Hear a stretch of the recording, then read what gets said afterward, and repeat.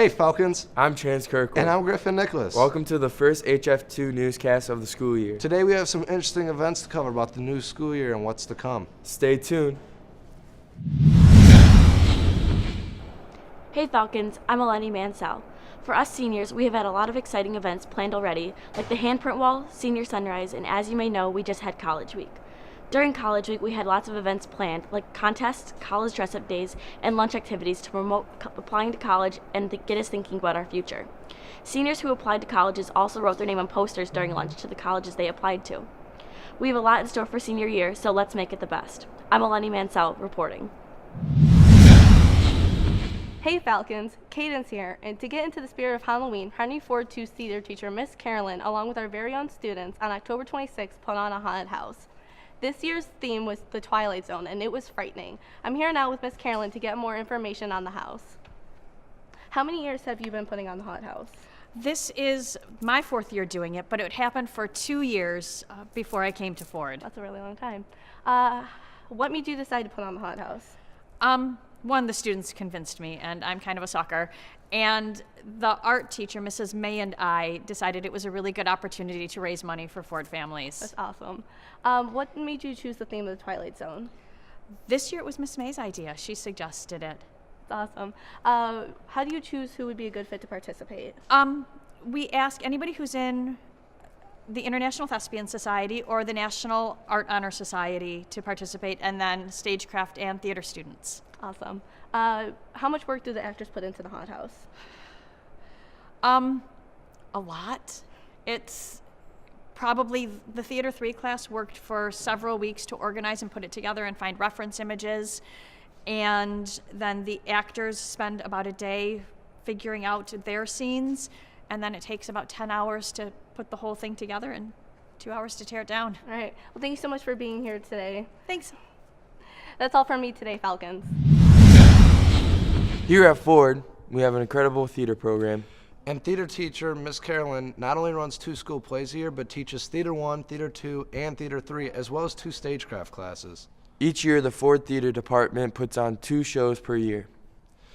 The fall play and the spring musical. And anyone and everyone is welcome to try out for a part in the theater play or the spring musical, regardless or not whether you're in a theater class or have any acting experience. Speaking of a fall play, Henry Ford's Clue airs this weekend through Saturday. To get some more information about Clue, we have with us a few cast members. Thank you for being here, Carson. How many years have you been participating in theater? This year will be my 4th year. What's your character and what's its story? My character is Mr. Green, and he is a sniveling, closed-off, clumsy man. Do you have a favorite play you've participated in the last 4 years? I would say my favorite would be Beauty and the Beast from my sophomore year. That's good. What's been your favorite scene to memorize? My favorite scene is the last scene where secrets are revealed in Clue, but I won't be giving those away. Thank you again. Thanks for doing the interview. Of course. Thank you for taking the time, Glenn. Yeah, no problem. This is your only second play, right? Yeah, this is my second play, and I've been in a musical, which was Addams Family. What is it like getting a main role as only a sophomore? It's definitely a confidence booster. Like, I can look somebody in the eye and say, hey, I'm actually really good at this. I can only imagine it's a lot of pressure. And you play Professor Plum, right? Yeah, he's a different kind of character, kind of a slouch, and takes a lot of liberties, especially with women. What's your favorite part about playing this character? I would say it isn't much like a line, it's more like the posture, just how like relaxed I get to be all the time, just kind of leaning back all the time, and I get to kind of exert some swagger, you know what I'm saying? I appreciate your time. Thank you for being here. Yeah, no problem, man.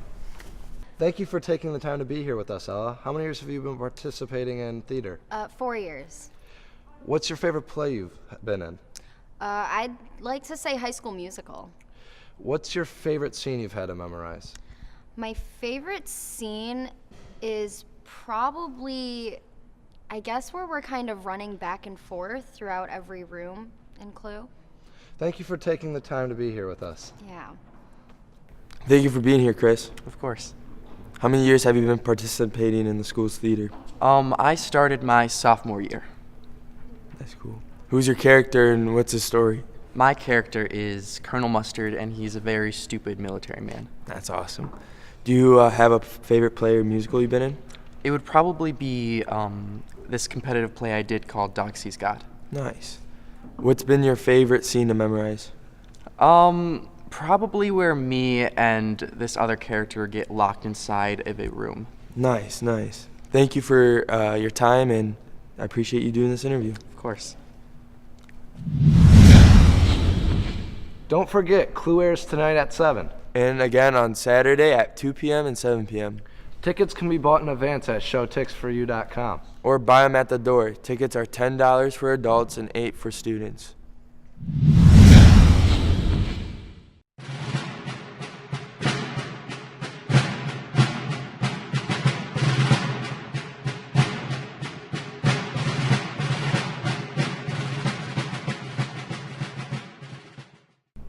Here at Ford, we have a Veterans Day celebration.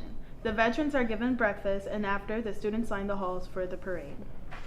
Also, some of Ms. Trella's speech students give their Veterans Appreciation speeches at the breakfast. Here with me, I have Ms. Walker, who runs this event every year. Hi, Ms. Walker. How are you doing today? I'm doing well, thank you. That's great. When did you start doing the event?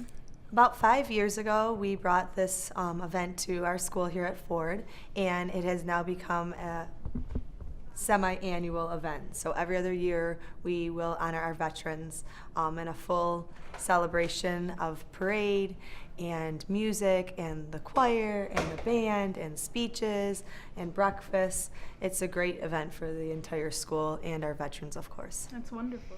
What inspired you to do so? I wanted to do something to give back to our veterans. They've given so much of themselves and their families, and this is a way that we can honor our everyday heroes. What's the best part about having this event? Having them here and seeing their faces and having their family members here and making them feel truly appreciated is so important to me.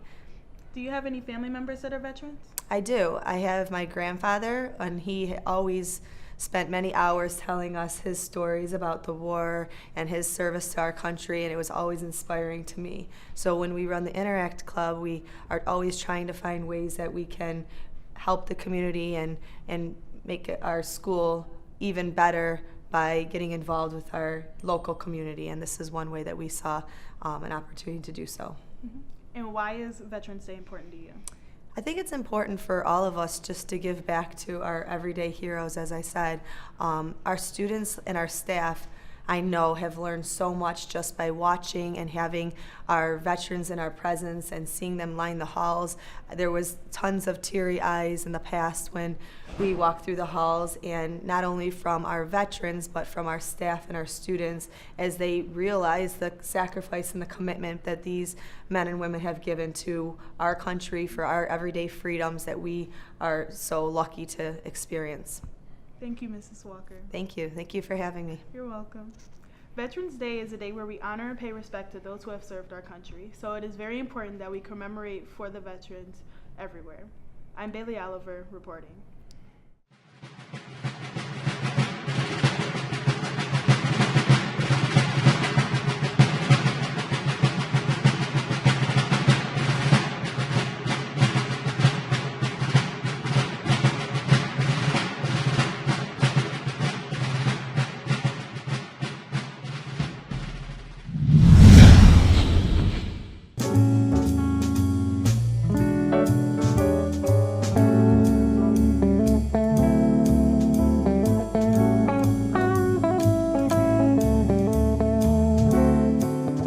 Thanksgiving is a time for family and friends, but it can also be a time for stress and tears and the fear that Aunt Jenna's gonna bring her deadbeat boyfriend that smells like disappointment. Anyway, here are a few ways to distress this holiday season. First, plan ahead. Don't leave everything off to the last minute. It doesn't help anyone in this situation.